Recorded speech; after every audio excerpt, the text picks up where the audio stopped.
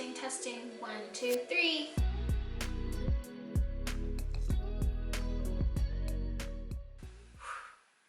Third time's a charm. Welcome to today's ALA LibLearnX 2023 book haul, aka all the books I grabbed while walking around the marketplace at LibLearnX. And in case you've never been or you don't know what I'm talking about, I mean, it's very much, you go out into this exhibition hall and there's a bunch of different vendors, a bunch of different publishers, and because they know there are going to be librarians, sometimes there's even like booktube people, bookstagram people. I feel like I saw this more at ALA Annual last year, but there's publishers and vendors out there, and especially for the publishers, they will have tables with books for you to either flip through then and there and like not take home, or they will have books for you to take home, or they're gonna have like the books that have already been published, or they're even gonna have ARCs, which is an advanced reader's copy is what it stands for, which is books that have not been published yet but will be published soon, in the coming year, in the coming months. And they basically do this because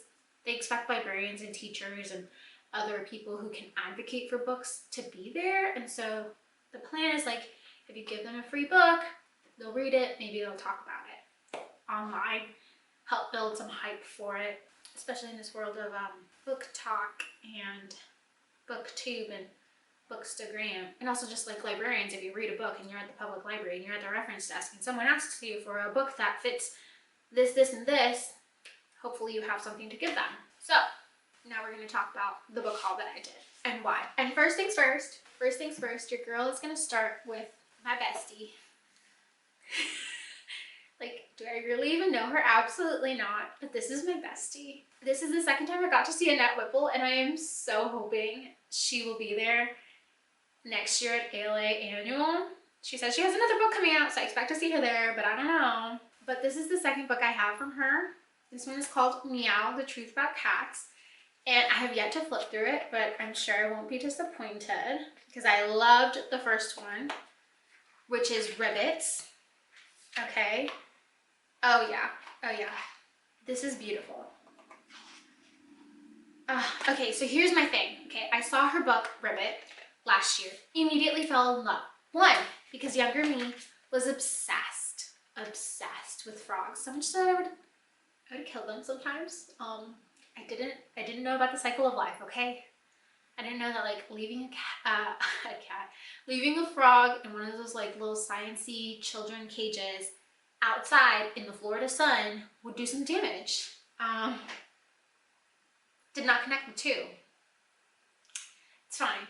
But her book, Ribbit, was so well formatted, okay, as a nonfiction book. And the coolest part is that it came with a dust jacket that turned into a poster, okay? So as soon as I heard that she was going to be there at the ALA LibLearnX, I knew I was going to make some time to visit her, so I did. And she even signed my book. It says, "To Yasmin, you are meowvelous," which, punny, okay? And now here's the thing that I love about her books, okay? We all know that nonfiction books for kids can sometimes be boring. I mean, even nonfiction for adults can sometimes be really boring. And I don't mean the information, because like, if you're into it, you're gonna like the information. I mean the formatting. I mean the text, the font, the images, the layout, okay? It can be boring. There's like very academia looking text, okay, all Times New Roman, all very serify graphs, but like not cute graphs, very rigid illustrations. Not this one, okay? So if you have kids that like nonfiction, or you're trying to get them to like nonfiction, you better check out her books, because look at this. Look at this. Look at this illustration. The use of black, 10 out of 10. Look at those font choices, okay? The rumbling purr, look at those little lines around the kitty. It just, I don't know, it adds a little something, okay? Look at all these different font choices.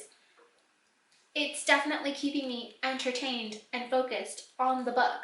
I love it this time. I don't remember there being pencil. I feel like there was a lot more photographs last time. But I'm loving the use of this pencil. And I'm gonna imagine, yep, there it is, kitty corner. So it's gonna be throughout the pages. Look at that. Look at it. It's just so good. It's just, there's not a single bad thing to say. Okay, so get it for your kids. Okay, this one's like a little bit on the busy side for sure. But if you are into like all the details and you want all the graphs and stuff, this is so good. You can either stay on like the quote unquote simpler pages for younger kids, or you can dive into the details with the older kids. And then the best part, okay? Look at that. Look at the cute. Look at the cutie. Okay, so here we go. This is Annette Whipple. This is my bestie. Oh gosh, she's got 12 fact-filled children's books. Oh wow. I didn't realize she already had 12. Okay, we're gonna be tracking all of them down. This is fulfilling my childhood heart, okay? So get yourself some Annette Whipple for your classroom, or for yourself if you're also obsessed with nonfiction, or for your kids who might also be obsessed with nonfiction. Oh, here we go. So here's this one. This is her latest one, but look, here we go. These are Who Knew? Owls, wolf, dogs, of course. Scurry, spiders. Baby, that's one I have. And then she said next is one coming out. What is it? Sharks. Sharks is next, which also speaks to my childhood heart. Next, more picture books. Okay, this one is called The Path by Bob. You know what? I didn't look up how to say his name. Staake? Hold on. Do they have a pronunciation guide in the back? No. Oh, he also drew the jacket art. Nice. Okay. Renowned New Yorker cover artist and the author and illustrator of many acclaimed picture books, including The Red Lemon, Bluebird, and look, a book. The reason it caught me is because when the back says, how will you know which way to go? You will know. And then when I was just randomly flipping through it, I don't even know if I can find the page again that like almost made me cry. I think this is about where I was looking. The path will surprise you as it splits into two different directions, which also, anybody seeing the, what is it? Two roads diverged in a wood, and I took the one less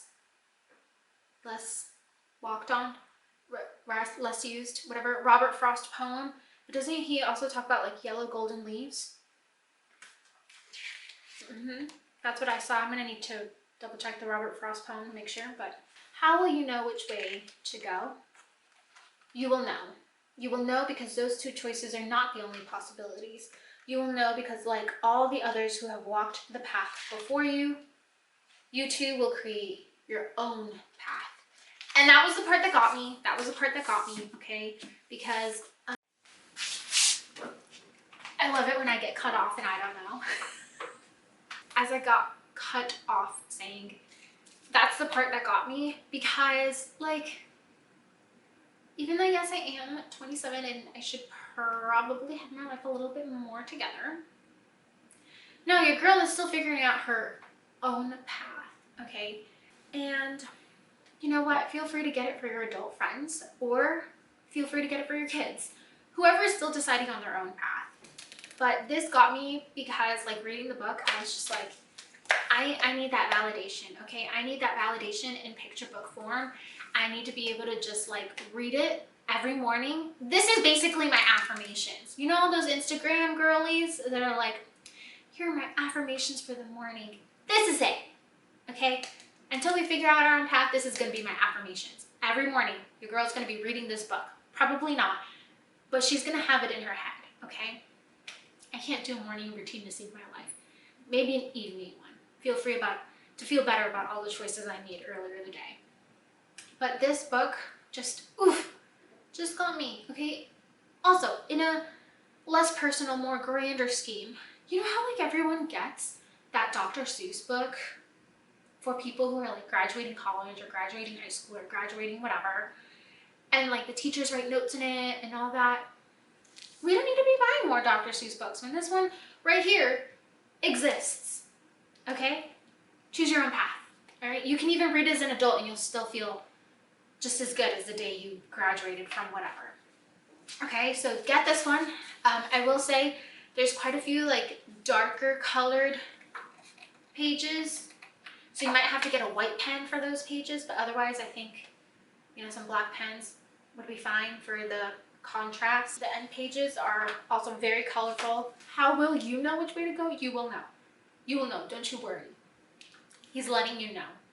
You will find your own path. Oh my gosh, I'm gonna cry. Just,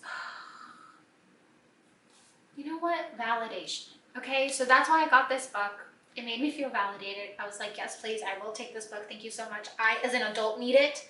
I don't care that it's a picture book, okay? Oh yeah, the other part that I got cut off saying was like, here's the only part where I was a little confused by. I feel like this is a good one. You see the background?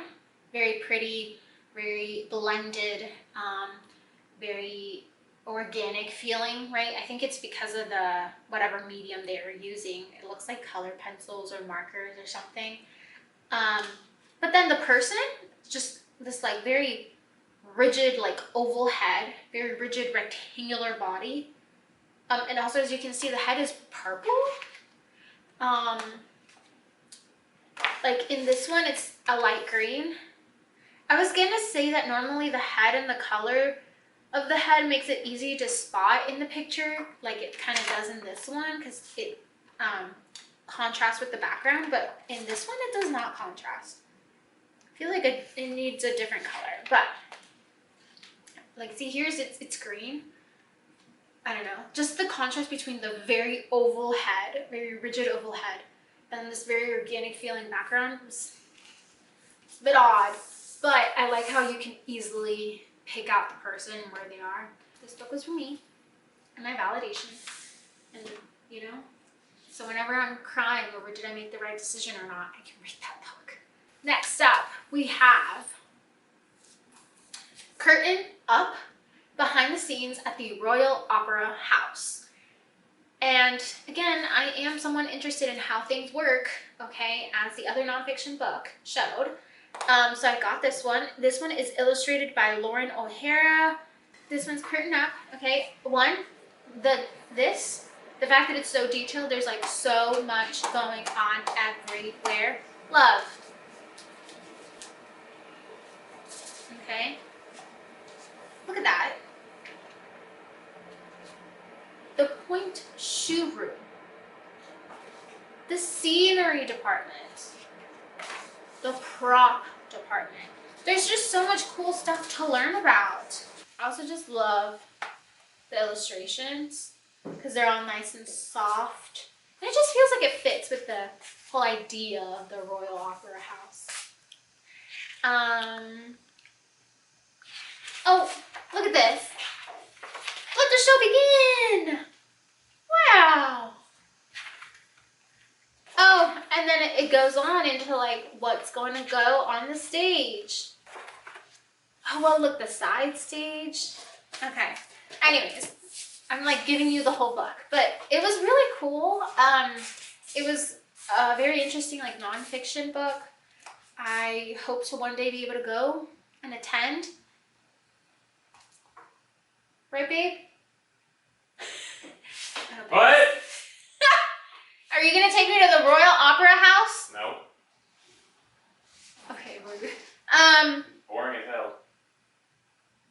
Very interesting, very cool. If you are a theater major with kids, you know, or if you're trying to get your kids to be excited about their first visit, I feel like this is a pretty cool book to kind of get them excited about it. If they're taking ballet classes, you know, if they're into this topic, this could be a pretty cool topic to explore through the book. I will say, as you can see, it's very much for older kids, right? We're talking at least, what, 2nd grade and up, 3rd grade and up? You obviously can buy it when when your kids are younger, and just flip through the pages, and then as they get older you can start reading more and more. But this is definitely for an older kid to sit down and read themselves, otherwise you're going to be reading to them throughout a span of time. Oh no, I'm so confused. All I have is the cover? Okay, I don't know. I think I lost the insides. Oh wait, is it here? No. But this is The Brilliant Calculator, How Mathematician Edith Clarke Helped Electrify America. And you know what? I am here for more female STEM, okay? We are here for it. Author Jan, again, I hope I'm saying this correctly, Jan Lower, has worked with quite a few electrical engineers, but none as remarkable as Edith Clarke. When she's not investigating inventions from her home in Maryland, Jan is searching for fascinating nonfiction stories. Girl, you live in Maryland? We're going to be tracking you down for some programming. Okay. JK, I don't really work with children's department anymore, but that's fine. That's fine. Illustrator Susan Reagan. Reagan? I'm pretty sure I'm gonna go with Reagan, considering it has the same spelling as the Reagan president. Okay, Susan Reagan has always loved illustration and drawing just as much as Edith Clarke loved mathematics and electricity. Edith Clarke devoured numbers, puzzles, and brain teasers and dreamed of how mathematics could modernize America in the brand new 20th century. Fascinated by electricity, Edith earned a degree in electrical engineering. But no one would hire a woman. So, on her own, she tackled a daunting problem: the hundreds of calculations needed to design electrical wires. Edith invented the Clarke calculator, which solved equations 10 times faster than a human. Engineers everywhere wanted one, and Edith Clarke was finally hired as an electrical engineer. First woman in America. That's her. That's Edith Clarke. Again, just more math, more women. According to this little blurb, the illustrator, Susan Reagan, reveals Edith's lightning-quick mind through equations and puzzles hidden in her illustrations. So as soon as I get my hands on the book, wherever it is, we're going to be looking for those illustrations. More STEM, more women, mathematics. Let's put this book in classrooms. You know what? Outdo all the trauma that Barbie with her math is hard thing started. You know what? Women can do math too. We've got Josephine and her dishwashing machine. The illustrations, look at this. Is the right term Victorian? I don't know, but very cute. Okay, very fancy. This is Josephine Garris Cochrane, entrepreneur, innovator, and businesswoman extraordinaire, but her story starts with something small and ordinary. A sink full of cracked cups, dinged dishes, and chipped chowder bowls. What to do about a chore that's icky, destructive, and time-consuming? Well, what does she do? She makes a machine to wash dishes better than any person can. Author Kate Hannigan writes fiction and nonfiction for young readers. She's a former newspaper journalist. Then we've got illustrator Sarah Green, is an RISD educated illustrator and designer from San Francisco. And oh, also, if you've never seen this before, this is the way sometimes they'll print picture books, okay? So you've got the cover, like the dust jacket, and then all they do is just give you the pages, not attached or anything, okay? And they will have them like this, literally just the jacket around the pages like that. And this is what they'll hand out as picture book arcs or picture book copies, because the hardcover, the hardwood, I think is what makes it most expensive to give away. So this is how they'll sometimes give you copies for you to take a look at, and then you can buy it for your library, you can buy it for home. So in case you've never seen this, there you go. But this is Josephine and her dishwashing machine. Again, wanted to take a look because it's nonfiction, it's women, inventions. Let's give credit where credit is due, you know? That's why I grabbed this one. That's why I grabbed these two. This one is Jovita War Pants, The Story of a Mexican Freedom Fighter by Ida Salazar and art by Molly Mendoza. And I have to be honest, I don't know who that is. I don't know who Jovita is. I'm also not Mexican, so like kind of makes sense for me not to know, but I am Latina, so it kind of does make sense for me to know. Don't know who she is. Have never heard her name. So because of that, I grabbed this because I wanted to find out who she was, like have a nice little introduction before I dig deep into the internet. But also, okay, you can see the illustration here. Beautiful. There is more beauty in here. Do you see that? Do you see that line work? Oh, gorgeous. And then we've got, I feel like this is another pretty good one. Love the colors, the lines, okay, the emotion in it. Oh, this one is killing me. I like want a print of this on my wall. Right? Okay. This one is going to be on sale March 7th, 2023. This is just more of like an advanced copy. Oh, this they call an uncorrected proof. Again, it doesn't have that like traditional picture book feel, but it does have that picture book look. Like it kind of makes it feel like it's got a dust jacket on. So a little bit about the author and illustrator. Aida Salazar is an award-winning author, arts activist, and translator whose writings for adults and children explore issues of identity and social justice. Molly Mendoza is an Eisner honor-winning illustrator, muralist, and storyteller.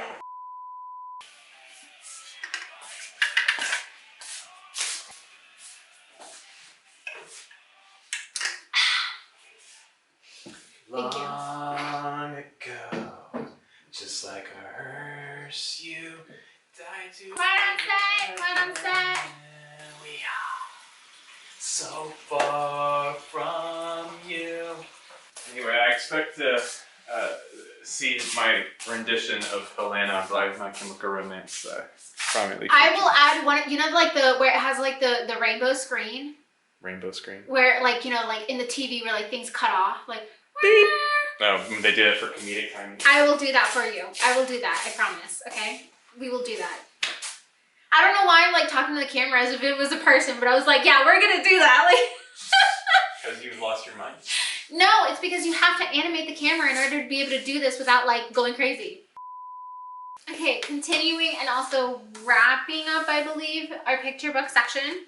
Because this is the last one. I got Shapes, Lines, and Light, My Grandfather's American Journey by Katie Yamasaki. And I guess she's illustrator and author?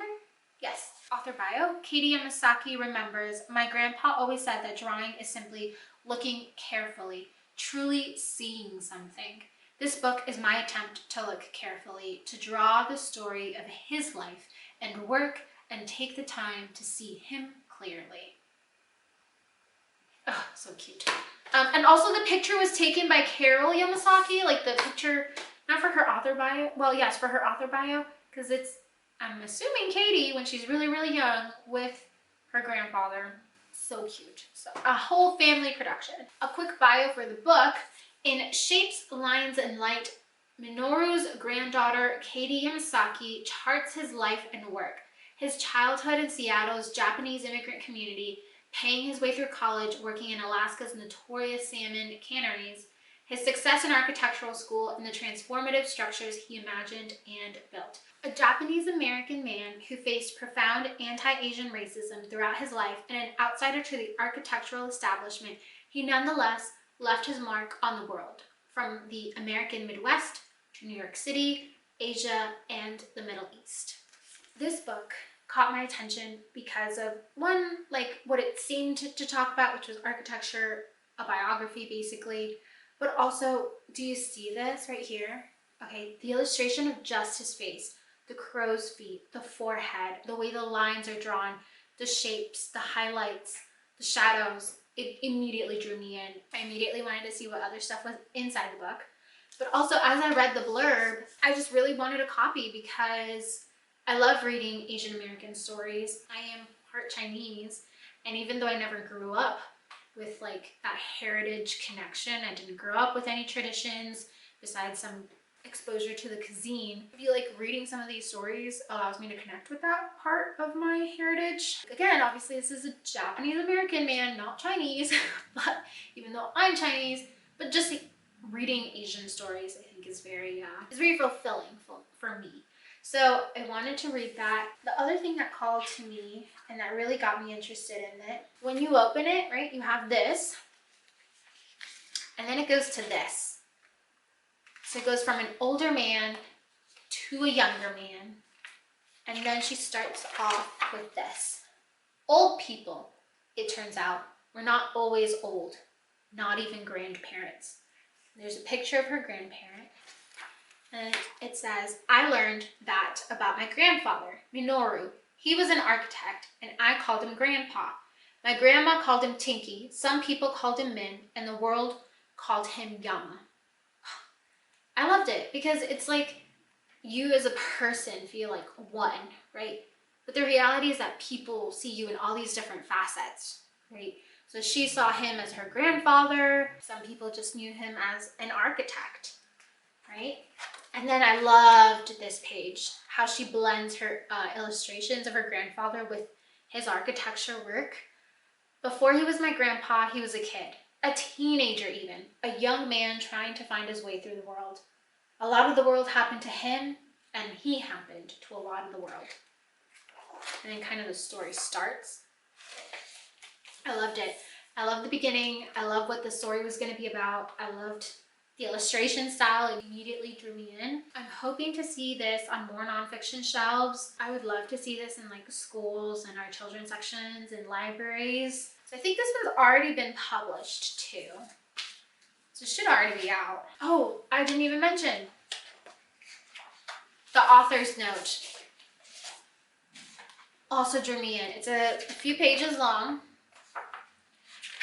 And you can see that there's illustration of what I'm assuming are some of the works that her grandfather did. But then she also provides a lot of information about him and his life that wasn't able to be included in the book. You know, these are like the details of it, whereas the book just covers the grand picture. So yeah, loved all that. Can't wait to dig in and read it.